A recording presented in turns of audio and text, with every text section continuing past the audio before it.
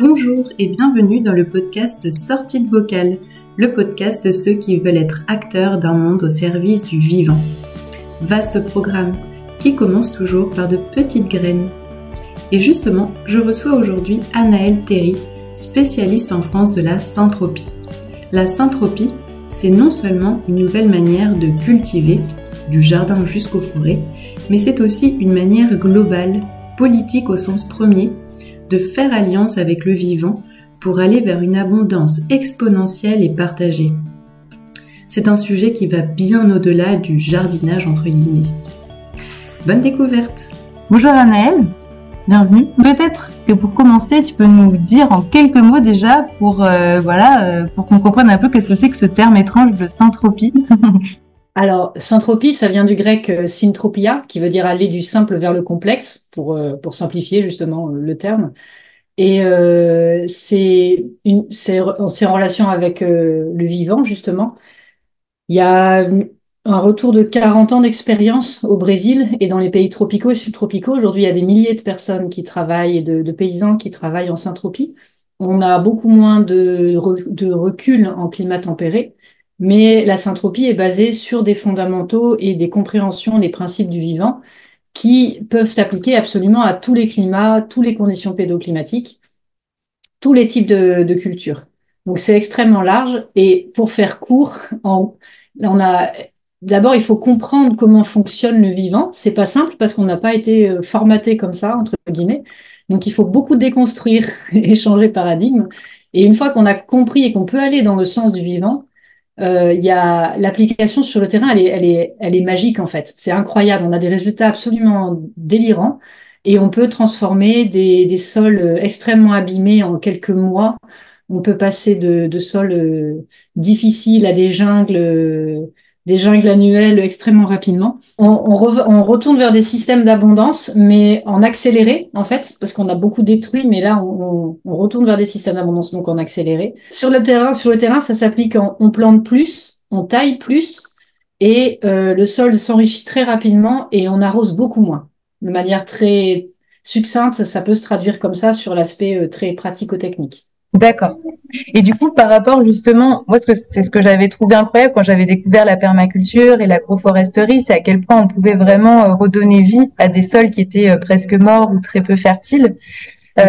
Du coup, en fait, la syntropie, ce qu'elle a de vraiment intéressant, c'est effectivement cette rapidité, enfin le fait que ça puisse aller très vite. Et c'est ça, hein?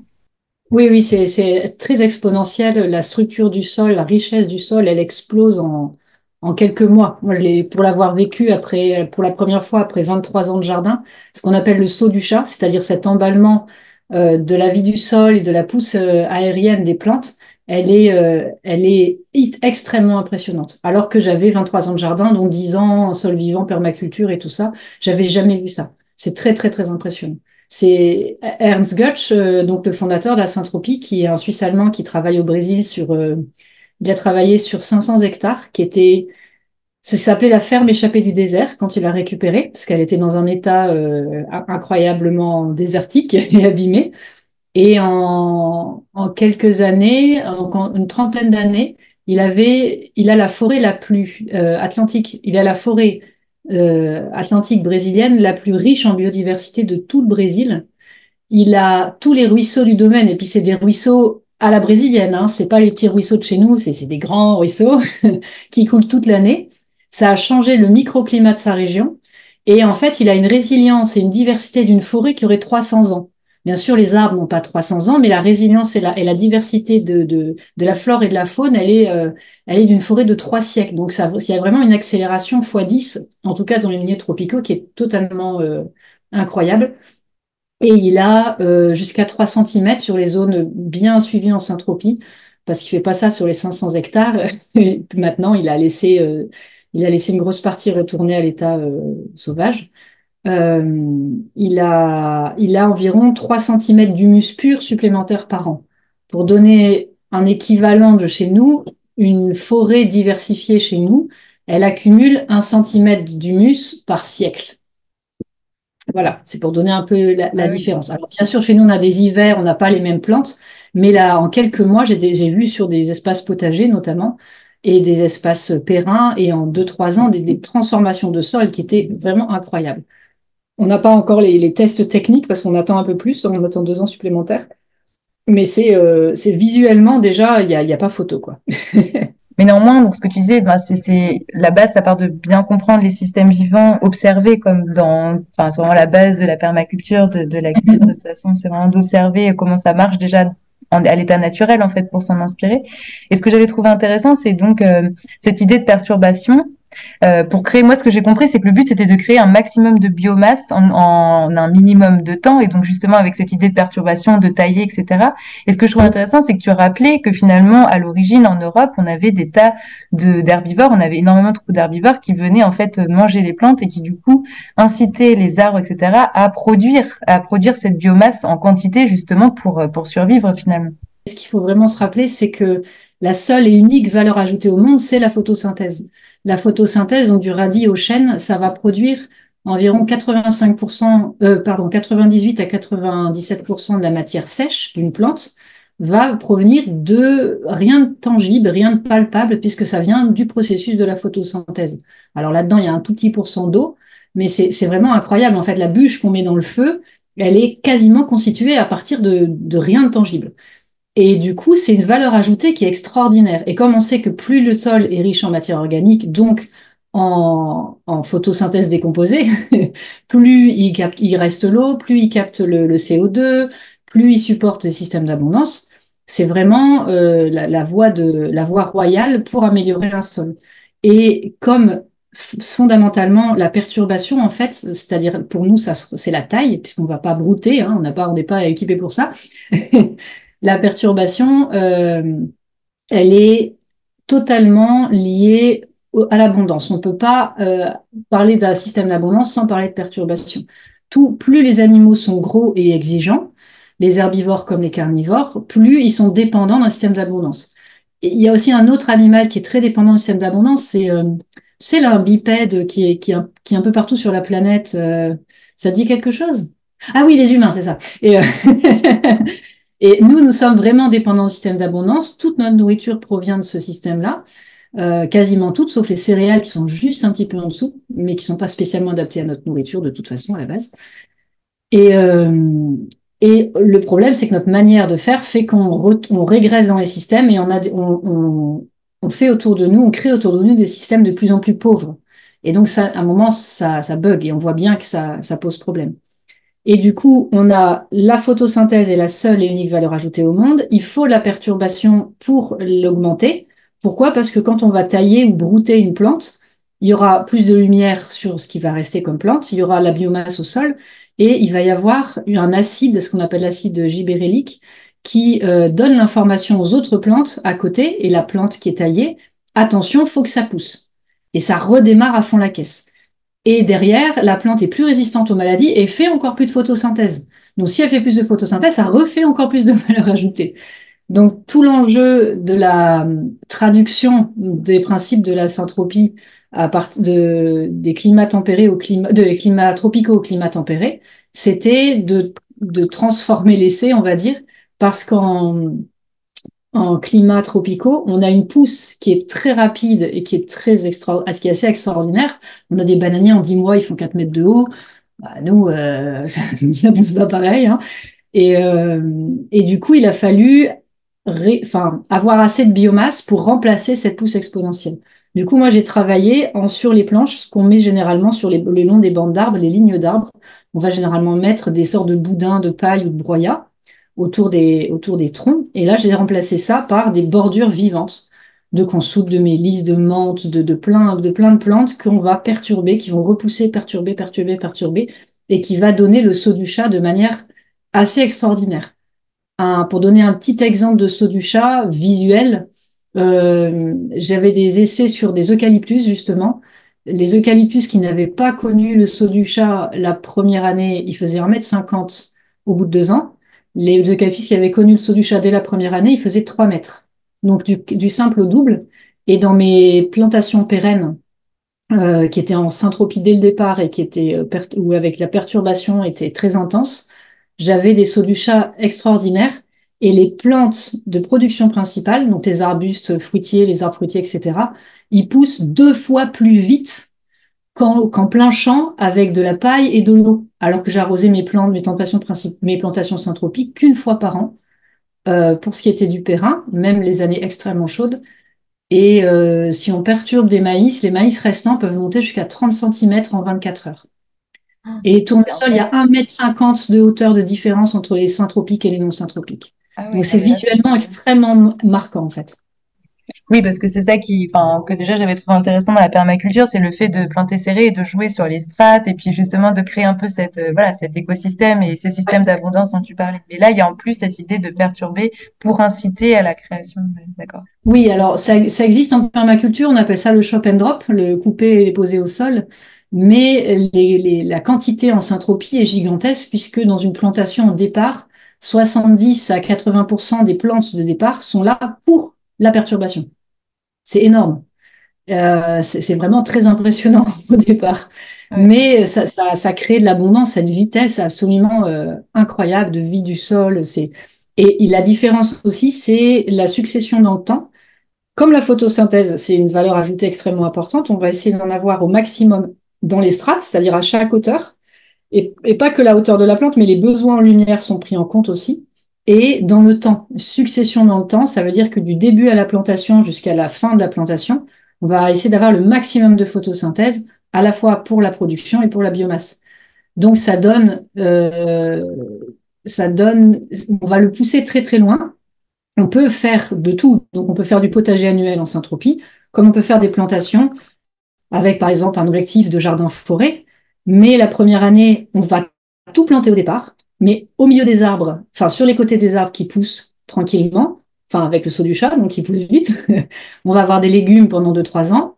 Ensuite, les petits fruits vont commencer à donner. Puis, éventuellement, on peut lâcher les poules pondeuses là-dedans parce qu'elles vont adorer gratouiller partout.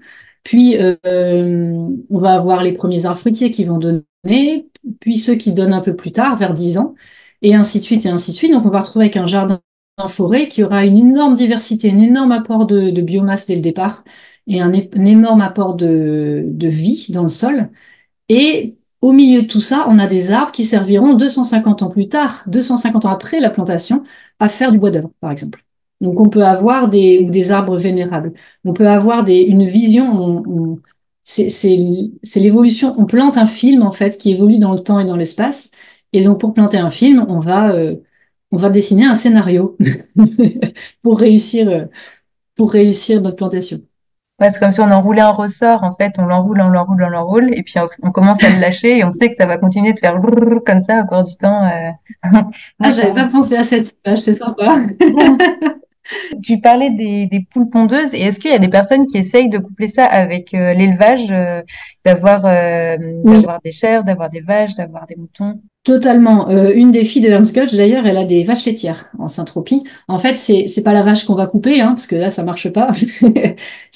On va travailler avec des parcours qui vont donner des haies fourragères ou ils vont donner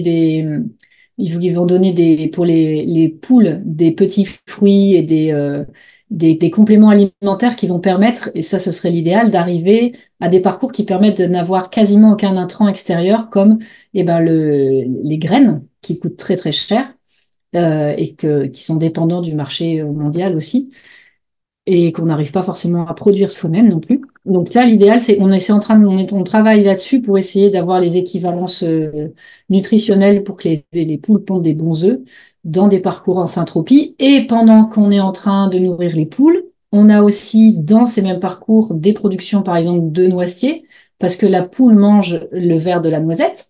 Et pendant que les noisetiers y poussent, eh ben, allons-y, soyons fous, mettons des amandiers ou des noyers qui vont servir aussi de fruits à coque, mais beaucoup plus tardifs, et éventuellement de bois d'œuvre plus tard. Et ce qui est très intéressant, c'est que ce genre de parcours peut être totalement complémentaire à une production maraîchère qui demande énormément d'attention pendant l'été. Donc, on va récupérer les œufs des poules, on a assez peu de travail là-dessus. Et, et les fruits à coque donnent à l'automne. Donc, c'est pas au moment du pic de travail. Donc, il y a plein de petites choses. En fait, c'est planter en syntropie, c'est travailler sur un puzzle multidimensionnel, mais qu'il faut aussi adapter aux besoins économiques, sociaux, etc. des éleveurs ou des producteurs. Et on peut tout produire. On peut produire du potager, du maraîchage, des petits fruits, des vergers, des jardins-forêts, tous les types d'élevage auxquels on puisse imaginer. J'ai même entendu parler de syntropie pour des cochons. Je dois t'avouer que j'ai pas réfléchi au lapin angora et en Tunisie, par exemple, je suis des personnes là qui sont en train de travailler en céréales avec des bancs de céréales de 2 mètres. Il n'y a pas plu depuis quasiment 3 ans chez eux, donc ça devient très, très craignos. Et il y a voilà, il y a tout un réseau qui essaie d'expérimenter la syntropie dans ces milieux-là. Et justement, parce qu'on a moins d'eau, il faut plus de verre. Et c'est contre-intuitif au départ. On se dit, il y a peu de terre, peu d'eau, on va vraiment espacer les arbres pour pas qu'ils soient en concurrence. Et ben non, il faut vraiment rajouter de la biomasse, parce que c'est la biomasse qui va déclencher le cycle secret de l'eau et notamment augmenter la richesse du sol qui va permettre de faire éponge et garder l'eau ou empêcher dans les inondations que tout soit emporté.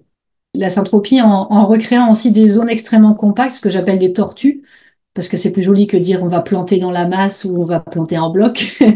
On rassemble à la fois les conditions de départ qui sont la matière organique extérieure qu'on amène au départ, l'eau, l'attention, les connaissances, les plantes au départ. Et on va créer donc une tortue avec des bords de carapace qui vont protéger au sud et à l'ouest des extrêmes de chaleur et au nord, enfin bref, des problèmes de vent aussi.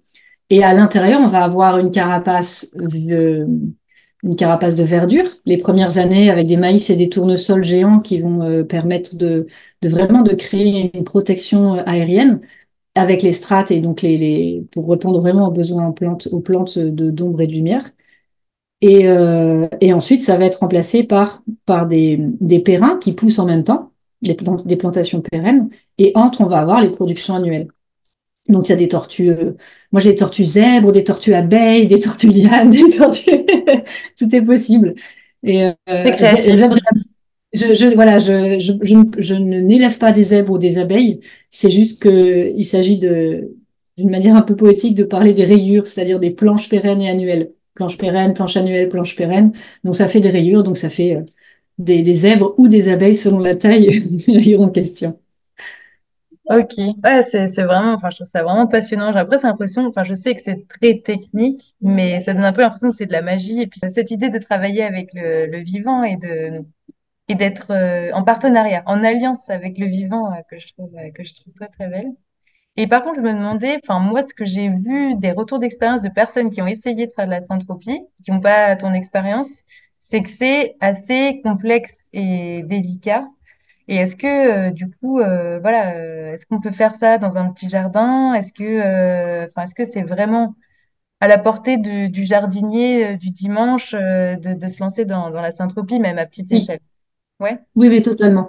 En fait, alors j'ai eu des retours aussi de gens pour qui trouvaient ça difficile, mais on peut pas se former sur YouTube à l'heure actuelle. Alors, ça marche pas. Donc, les gens qui ont regardé juste des vidéos, ça marche pas. Donc, c'est pour ça que j'ai écrit un bouquin qui est le fruit de plus de 2 ans de formation pour trouver vraiment l'adaptation pédagogique. Ça demande un intrant de connaissance. Bien entendu, il faut apprendre. De toute façon, voilà, on a presque tout oublié de notre relation plante et aux vivants qui nous entourent, donc il va falloir réapprendre, ça c'est obligé.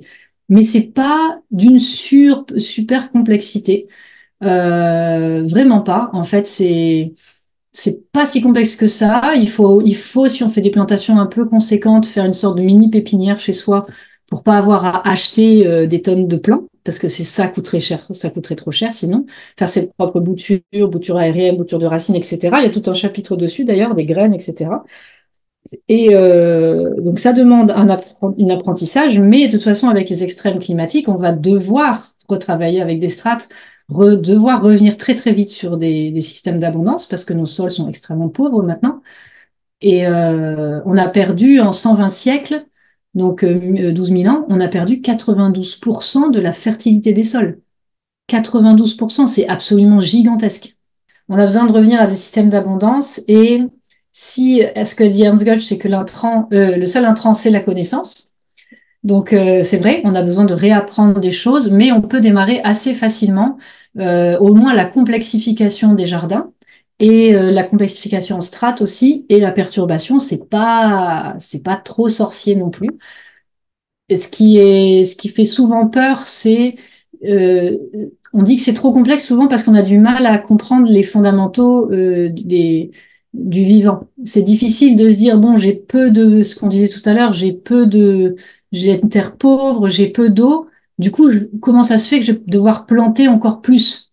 Et ça c'est difficile. Et j'avais dit à Ernst Gotch pendant la formation que j'avais fait avec lui, je dis mais là tu me fais peur parce que on plante vraiment très serré, il y a beaucoup de choses. Il m'a dit t'as peur? Plante 2 fois plus. Et donc j'ai passé 2 ans à ne faire que ça, à réfléchir, penser, retravailler les principes, expérimenter, jusqu'à ce que je comprenne que dès qu'il y avait 10 centimètres de vide, eh ben c'était 10 centimètres de désert. Et donc de non-création de photosynthèse. D'où la création en climat tempéré là de bordures vivantes qui sont des bordures vertes. Donc tout est vert. Alors ça pose 2 problèmes principaux. C'est que pour les photos, eh ben tout est vert. C'est moins joli. Et 2, des fois on a tellement de biomasse qu'on sait plus où la mettre. Donc comme dirait un de mes stagiaires, c'est un problème de riche. Donc des fois on en a tellement qu'on en met dans les chemins. Et voilà. Donc c'est euh, c'est si on comprend vraiment le pourquoi du comment, pourquoi on en plante et pourquoi on taille et pourquoi on travaille en strates, même surtout pour des jardins potagers, c'est encore plus facile. C'est ce qui va devenir plus compliqué, c'est quand on imagine des plantations à plusieurs dizaines d'années, plusieurs siècles des fois. Là, il faut avoir une connaissance un peu plus approfondie des arbres, des successions, des types de taille, etc. Mais ça, c'est quelque chose que je développe vraiment dans le livre pour que qu'on puisse imaginer ce genre de succession-là. Mais pour les potagers classiques, c'est facile à mettre en place. D'accord. Et puis finalement, quelque part, ça a le côté intéressant que on a besoin aussi de se réunir aussi nous-mêmes en guilde d'humains et puis mettre en commun nos expériences, voilà, s'entraider. Parce que tu disais, on plante tout d'un coup, donc j'imagine que c'est un travail quand même conséquent de faire cette planification, après de tout planter d'un coup, après de créer ces perturbations. Enfin, ça demande quand même enfin, voilà, de l'énergie humaine. Donc, du coup, on peut se mettre à plusieurs, aller planter chez l'un, ensuite chez le voisin, ensuite chez le troisième, etc. Tout Enfin, à c'est fait. intéressant Ouais. aussi. Il y a aussi ce facteur lien, lien social. Qui est chouette Bah, à on rajouter. est 5 ou 6 formateurs en syntropie depuis 6 ou 7 ans. Les premières formations ont commencé à 6 ou 7 ans, alors pas avec moi au début, mais et du coup il y a plusieurs centaines, voire milliers de personnes qui sont formées déjà en France, en Belgique, en Suisse, etc. Et on est en train de mettre en place enfin qu'il existe une carte interactive pour noter où on fait notre jardin, si on a une pépinière, si on fait expérimentation, si on fait un potager, etc. Et donc, elle est sur mon site, elle est en document, carte, et, et du coup, on commence à créer les gens commencent à créer des interactions au niveau départemental ou régional pour s'entraider, pour aller planter, pour s'échanger des boutures, etc. Donc, c'est de toute façon, la suite de l'histoire, elle ne peut se passer qu'en résilience territoriale et comme on pense en système, en syntropie, on va être obligé de penser en système humain et en système territoire. Ça, on va être obligé de prendre en compte tous les aspects qui soient économiques, sociaux, de santé, etc. Puisque réapprendre et reprendre les capacités, les savoir-être et les savoir-faire qui sont en relation avec le vivant, c'est quand même fondamental parce qu'aujourd'hui, on est quand même dépendant du supermarché d'à côté pour survivre. Si le supermarché d'à côté, ah bah, il est plus nourri, et ben nous non plus. Et là, on a plus de connaissances, on sait plus, on sait pas comment faire on sait plus rien en fait. Et donc la réappropriation des savoir-être et savoir-faire, elle est primordiale et elle va se faire en interaction aussi intergénérationnelle et dans les liens et de jardin en jardin, de jungle en jungle. Ouais. Ceci dit, c'est pas facile de changer, de tourner Kazakh, de changer de paradigme. Et on dit que et je l'ai vraiment expérimenté, que l'exemple, c'est pas une manière de convaincre, c'est la seule. Quand les gens rentrent dans une jungle potagère qui a 4 mois, avec des tournesols à 4,50 m de haut, où on rentre à la machette pour tailler parce que les troncs de la biomasse sont énormes, alors qu'il n'y a pas de plantes pérennes dedans, c'est que des annuels. que le sol change, que les patates sont énormes, que les oignons font 200 grammes, alors que c'était une terre de gravats et d'argile et de chiens-dents 4 mois, 5 mois avant, ça marque. Ça marque, et après, on peut plus faire le jardin de papy tout bien propre, propre dans le sens la terre est à nu, il y a rien, même si on met de la paille. Aujourd'hui, pour moi, de la paille, bah, c'est du désert puisqu'il n'y a pas de photosynthèse. En fait, on désherbe parce qu'on essaie d'enlever la photosynthèse. Or, le vivant, il essaye d'aller vers l'abondance, donc il ramène de la valeur ajoutée, tout simplement. Ça me fait penser qu'il y a un côté aussi lâcher l'envie de maîtriser qui est très inscrite en fait dans ces derniers siècles de notre humanité occidentale en tout cas, l'envie de maîtriser. Il faut savoir où ça va, qu'est-ce qu'on plante et où et que rien ne dépasse. Et moi je l'ai vu, j'ai habité 2 ans et demi aux États-Unis et j'étais vraiment très très désespérée on va dire de voir comment le vivant était maintenu en cage partout. C'est vraiment un élément décoratif et rien d'autre. Et moi dans mon jardin ça partait dans tous les sens et j'étais tellement heureuse avec ça et je les voyais qui regardaient ça et qui étaient oh mon Dieu, mais c'est complètement catastrophique. Et je sentais la peur devant ce chaos qui était vraiment très, très difficile pour eux à vivre, quoi. Et donc, je Ouais, pense qu'il y a ça, il y a ce lâcher l'envie de maîtriser, de contenir, de canaliser absolument. Enfin, c'est compliqué, quoi. Et ouais. qui est peut-être normal aussi, parce qu'il y a peut-être une part de nous, voilà. Je comprends bien que, par exemple, en Asie, il y a des serpents, il y a des araignées, on a envie de se faire des chemins où on est en sécurité, on a envie voilà, comment dire, de pas se laisser envahir. Mais est-ce que tu penses qu'il y a quelque chose autour de ça, de lâcher cette envie de... C'est fondamental en fait. C'est même la base du changement de paradigme. C'est arrêter, comme dit Ernst Götz, d'être les intelligents ou de se croire les intelligents et de comprendre qu'on fait partie d'un système intelligent. Et moi, je le traduis en disant retrouver une place qui est juste et bénéfique dans le sens du vivant. Et ça change tout, parce que quand nous sommes les intelligents, quand nous maîtrisons l'environnement, la protection de la nature, on se met on se met au-dessus, on a compris, on sait, on agit. Jusqu'ici, ça nous a pas réussi, hein. Vu le résultat, c'est pas génial. Donc, et refaire partie du processus, non pas en tant que destructeur, mais en tant que perturbateur bénéfique, ça veut dire de vraiment, on va, en fait, à la fin d'une année ou d'une plantation en syntropie, chaque année, en fait, on laisse le sol plus riche qu'au début. C'est assez incroyable parce que la totalité de l'agriculture classique, elle fonctionne complètement différemment. On rentre 10 unités d'énergie, on en sort une ou une et demie. Là, en syntropie, quand un système est démarré, on rentre une unité d'énergie, enfin en tout cas on l'a fait cycler, il y en a 300 qui démarrent derrière. C'est gigantesque. En fait, on avance d'1 centimètre vers le vivant, il nous donne 10 mètres. C'est vraiment exponentiel. Ouais. Et tout ça demande d'arrêter d'essayer de gérer, mais d'aller avec. Alors bien entendu, on va décider qu'on va planter du poivron, de la tomate, du pommier, etc. Mais on va travailler avec toute cette accélération, le vivant va toujours vers l'abondance. Et ce qui est fondamental là-dedans et qui m'a beaucoup marqué, si tu prends par exemple n'importe quel, bon, allez, le chardon, c'est un exemple que je prends souvent. J'avais beaucoup de chardon chez moi. J'ai vu ça avec plein d'autres plantes, hein. Et donc à chaque fois j'essayais de le désherber, bah c'est lui qui gagnait parce que le temps que je fasse le tour de la pépinière, il était revenu et généralement en 3 fois plus. Et en fait, au lieu d'aller contre, j'ai travaillé avec. Il a des racines extrêmement profondes, mon terrain est extrêmement lourd et argileux, donc il va permettre de l'ameublir, d'aller chercher les minéraux et l'eau qui sont cachés bien profondément. Il va protéger mes plantes en leur donnant une sorte de de mini microclimat, puisqu'il va faire moins froid quand il fait froid et moins chaud quand il fait chaud, etc., etc. Et j'ai vraiment vu son utilité. Et quand j'ai vraiment gêné mes productions principales, je le taille à ras, je le pose. Je fais de la perturbation, tout simplement. Et à chaque fois, donc j'ai commencé à travailler comme ça. 1 an après que mes chardons se lèvent, il y en avait plus. Pourquoi? Parce que il avait cessé d'utiliser ces outils pour réaliser les fonctions pour aller vers l'abondance. Et ce qui est très marquant là-dessus, c'est que n'importe quelle plante ou n'importe quel animal va développer toutes ses capacités pour laisser son milieu plus riche, avec les interactions durant sa vie et ses restes physiques, que ce soit plant, animal ou végétal. Après sa mort, le milieu est plus riche quand il part. Ça veut dire qu'il ne va pas essayer de garder le milieu pour lui, pour son espèce, il y a une évolution. Sinon, on en serait encore au lichen du début. Et depuis le lichen jusqu'au système d'abondance, le peu de système d'abondance qu'on connaît aujourd'hui, il y a une évolution énorme. Et les plantes, en fait, les plantes et les animaux ne gardent pas le milieu pour eux. Des fois, on ne le voit pas parce que ça peut durer des siècles, parce qu'il y a une accumulation très, très lente.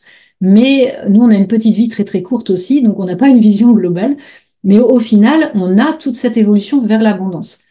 Et dans le vivant, biologiquement parlant, c'est la vie d'abord, l'espèce ensuite et l'individu après. Et nous, c'est généralement mon nombril d'abord, mon clan ensuite, après moi le déluge. Donc, on n'a pas compris le système, je crois. Et du coup, c'est extrêmement incroyable parce qu'on a des jardins et à la fin, rien que au bout de 5 mois, à la fin d'une saison, le sol est plus riche après la récolte qu'avant la plantation. Et c'est génial. C'est Ouais, génial de se retrouver avec de l'abondance de légumes, de fruits et tout ça, et des sols encore plus riches. ouais, ouais, c'est chouette, ça ouvre plein de perspectives. Et d'un point de vue vraiment humain, ça me fait vraiment penser dans les tribus plus, dans les tribus premières, où il y a cette idée vraiment qu'on passe par plusieurs missions au cours de la vie et que finalement, au lieu de s'accrocher à notre identité de, par exemple, de jeune fille, après de jeune femme, après de maman, etc., ben, on sait qu'on passe par ces différentes missions et qu'on apporte des choses différentes à chaque étape de notre vie, mais on s'accroche à rien. Et ça me parle énormément. Enfin, en plus, bon, voilà, je suis en voyage, c'est vraiment une dynamique que j'ai bien en tête, mais j'adore, ça ouvre plein de perspectives, je trouve, ce que tu disais. Et c'est intéressant aussi ce que tu disais sur le fait que on est des perturbateurs bénéfiques. Il y a cette idée, on n'est pas non plus dans l'angélisme de dire, oh, ben, on laisse la nature, entre guillemets, faire ce dont elle a besoin parce qu'il faut sauver la planète, etc. Enfin, c'est pas ça. On a vraiment un rôle à jouer, un rôle qui est décidé, qui est bien clair, voilà, mais on le joue avec la nature. On a vraiment notre rôle dans Alors, la nature. c'est pas l'angélisme, c'est Ouais. de la méconnaissance. Parce qu'en Oui, fait, on ne connaît pas le milieu vivant on ne connaît pas le milieu vivant euh, comme il y avait il y a 5000 ans. C'est-à-dire qu'il y avait des troupeaux gigantesques d'herbivores, des prédateurs qui allaient avec, il y avait une perturbation massive, il y avait de la mégafaune, c'est-à-dire des animaux, des mammifères qui étaient géants, il y avait des marsupiaux qui étaient 3 fois la taille des kangourous actuels, des sortes d'autruches carnivores qui étaient 8 fois le poids d'une femelle oui, autruche actuelle. Il y avait oui, aux États-Unis des sortes de paresseux qui faisaient 6 mètres de haut. Euh, Même les dinosaures, plus les animaux sont gros, plus ils sont dépendants de système d'abondance, en fait. On va pas trouver, comme en Australie, des varans de 10 mètres de long. C'est comme des gros, comment dire, des gros lézards, quoi, de 10 mètres de long, au milieu de la caillasse et des lichens. Comme ils sont souvent représentés comme ça parce qu'on voit l'Australie d'aujourd'hui. Et on se rend pas compte qu'en fait, ils vivaient dans un système d'abondance énorme. Alors, je dis même pas les diplodocus. On n'en parle même pas, c'est gigantesque. Et on a les mêmes systèmes dans l'océan aussi, c'est pareil. On a la même chose. Et c'est incroyable parce que c'est pas de l'angélisme, c'est juste qu'on ne connaît pas ces interactions monstrueuses qui avaient de perturbations énormes. Essaie d'imaginer un diprotodon. Alors c'était une grosse vache hein, de 2 tonnes à peu près. Alors, pas avec les taches probablement, mais un herbivore donc 2 tonnes. Donc il mange pas une petite salade. Cet herbivore-là de 2 tonnes, 2 tonnes 5, il va jouer à cache-cache pendant la saison des amours, il va se frotter contre les arbres, je te raconte pas les dégâts, il va pas brouter une petite salade par repas, il va vraiment manger des quantités énormes, et plus il perturbe dans un milieu en d'équilibre dynamique, plus le milieu autour de lui est riche. Sinon, en fait, qu'est-ce qui se passerait? C'est ce qu'on fait nous en tant qu'entreprise géante, en tant qu'humain. On dévaste un espace pour nos besoins. On décide ça, c'est une ressource. Donc, je suis au-dessus, je suis l'intelligent. J'ai le droit d'utiliser, de prendre pour moi, pour mon pays, pour mon entreprise, etc., ce que je veux. Quand le milieu est détruit, c'est pas grave. Je vais prendre ailleurs. Le problème, c'est que il y a une sorte de limite de taille au niveau de la planète et qu'au bout d'un moment, on peut plus aller prendre ailleurs. Et entre deux, on laisse des dégâts assez énormes derrière. Et donc, quand on est dans un milieu donné, avec des équilibres qui sont construits au fur et à mesure des millénaires, on a cette dynamisme vers l'abondance qui continue, qui continue, qui continue en permanence. Et nous depuis un certain, enfin, en très très grosse partie la fin de la mégafaune, ces animaux géants avec qui on a cohabité pendant très longtemps, enfin, la fin, c'est à cause, en grosse partie, des humains. Et on en était au silex et au feu de bois, hein. Donc, on est très très fort quand même. Très très fort. On peut pas résister à un gros steak comme ça, c'est pas possible. Et moi, je me suis jamais autant amusée. C'est vraiment magique. C'est Harry Potter. Mais C'est c'est Harry Potter ça, en en fait. vrai. C'est ça, je crois, qui attire plus encore que la peur. Enfin, je veux dire, il y a sûrement une partie, voilà, de peur, d'urgence, etc. Mais il y a cette partie-là aussi, au fond de nous, il y a le côté un peu magicien, le côté de l'enfant qui a envie, qui a l'émerveillement d'avoir planté son petit pois, et puis de voir la plante, et puis de pouvoir manger ses petits pois. On a gardé ça au fond de nous, on a envie de le retrouver à un moment donné. Donc, ouais, C'est c'est ça. chouette. Ouais, c'est Moi, génial. j'avais mes petits garçons qui étaient dans mon potager la première fois que j'ai réussi mon saut du chat et c'était dans la jungle et mon petit garçon me dit mais maman mais c'est magique c'est incroyable C'est et c'est chouette. génial de rien que par le fait de sortir de la nourriture de son jardin Mm. d'avoir des enfants qui prennent ça comme argent comptant en fait ils trouvent ça normal qui est l'abondance, qui trouve ça normal que du coup, comme il y a l'abondance, il y a la générosité qui découle de ça, la Oui, générosité en face de la vie, puisque le sol est de plus en plus vivant, il y a de plus en plus la production est de plus en plus énorme, et la générosité parce que bah, quand on a un pommier qui donne, deux pommiers qui donnent, bah, une fois qu'on a rempli les réserves, fait des tartes aux pommes, les compotes, etc., on en donne aux voisins, on en donne à la famille, on oui, en donne aux amis, on en donne... oui, c'est ça. Mm. voilà. Et la générosité, elle est l'abondance, c'est la ma mère de la générosité. Maintenant, je sais aussi que la générosité, c'est la mère de l'abondance, Mm. même au niveau biologique. Je ne vais pas détailler là ici, mais c'est c'est quelque chose que j'ai très envie de transmettre à mes enfants et aux personnes autour. Le don et la stratégie du don dans le vivant, elle se retrouve absolument partout. Et Oui, ça, mais oui. c'est incroyable. Et ouais, c'est Ouais. génial. Ouais, l'abondance qui entraîne l'abondance dans un cycle vertueux. Je trouve ça chouette de pouvoir voir la vie non pas du point de vue de l'aiguillon de oh là là la peur, changement climatique, etc. Mais du plaisir de se dire voilà je donne, je mets de l'énergie dans mon système vivant local, peu importe lequel, humain, végétal, etc. Et je sais que ça va créer 1000 fois, 100 000 fois ce que j'y ai mis. Enfin, ça change Ouais. complètement la manière de Ah, voir ça la vie. change tout, ouais, bien sûr. Mm. Et c'est super de se dire, bon, même si c'est un petit jardin, même si c'est un balcon, je dirais, il n'y a pas de taille minimale. Plus le système est gros, plus il est résilient, évidemment. Forcément, si on fait sur 500 hectares ou sur 2 mètres carrés, ce sera pas la même puissance. C'est sûr. Mais il n'y a pas de taille, en fait. Et la seule, j'irai un peu plus loin en disant que même si on a juste un pied de courgette et deux pieds de tomate ou un pied de patate, chaque courgette, chaque tomate, chaque oignon qu'on viendra prendre de notre balcon justement ou du jardin, c'est un acte politique au sens le plus pur du terme, c'est-à-dire politique dans le sens prendre soin de la cité des vivants, l'interconnexion, les systèmes vivants en fait. Et c'est un acte politique dans le sens aussi, on va choisir les graines qu'on va utiliser, on va produire nous-mêmes, on va pas passer par les transports routiers pour avoir nos tomates au supermarché, par l'agro-industrie, etc. Et donc c'est vraiment un acte politique au sens le plus, ouais, le plus pur du terme en fait. Et on peut se dire oui, bon, c'est mignon, chacun son petit potager, on n'ira pas loin. Eh bien, je suis pas si sûre parce que je le raconte à la fin du bouquin, ça m'a beaucoup touchée. Je travaillais sur l'histoire il y a 2 ans pour me reposer la Saint-Tropez. J'étudie un peu l'histoire et je suis tombée sur les Victory Gardens, les jardins de la Victoire, se sont développés énormément en Angleterre, aux États-Unis et dans les pays du Commonwealth à l'époque. C'est des jardins qui ont été mis en place pour soutenir l'effort de guerre pendant la Deuxième Guerre mondiale. Alors, l'intérêt pour l'armée, c'était que la nourriture était moins chère si les gens produisaient chez eux aussi. Mais c'était aussi le fait, imagine que tu es citoyen, que tu n'as aucun choix des puissances internationales, que tu n'as pas la possibilité de faire quoi, t'es pris dans la nasse gigantesque et du coup t'es un petit peu coincé de tous les côtés. C'est pas que historique, hein, ça peut aussi faire penser à des choses très très actuelles. Et en fait, le fait de faire un jardin, ça donne tu es acteur. C'est toi qui empowerment, c'est toi qui va avoir le pouvoir de faire en fait. Et ça a explosé. Il y avait des jardins de la Victoire sur les toits des omnibus, dans les cours de tennis, c'était des champs de pommes de terre, les backyards dans les jardins, enfin pas les jardins, autour des maisons ouvrières, ça s'était transformé en pommes de terre, choux, etc. Et aussi sur les terrains des universités, qui étaient transformés en champs de production, en fait, ça a été quelque chose d'énorme. Alors, j'ai pas les chiffres anglais, mais j'ai les chiffres américains.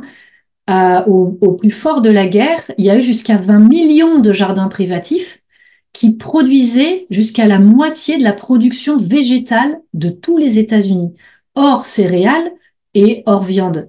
Mais c'est gigantesque. Donc, notre petit jardin ou notre petit coin de terre ou nos 3 hectares, selon ce qu'on a, sont pas du tout anodins. Et ils sont pas anodins non plus dans le sens où, même si on arrête un moment, même si quoi que ce soit se passe, le terrain qu'on aura enrichi, il va être riche d'une vie, d'un oasis de vie extraordinaire qui va pouvoir commencer à s'échapper vers les voisins, à s'échapper sur. Exactement. On crée des oasis de vie en fait.